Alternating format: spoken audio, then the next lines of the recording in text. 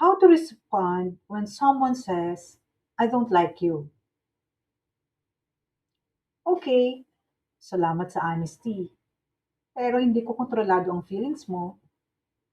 Ang kontrolado ko ay ang reaction ko. So I will respect how you feel and I'll continue to respect myself. Calm, clear, walang drama.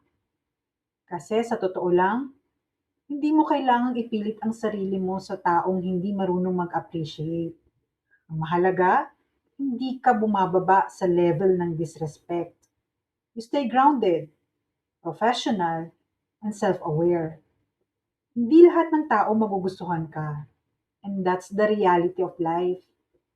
Pero hindi rin nila kayang i-define ang value mo. Your self-respect stays. Their opinion passes.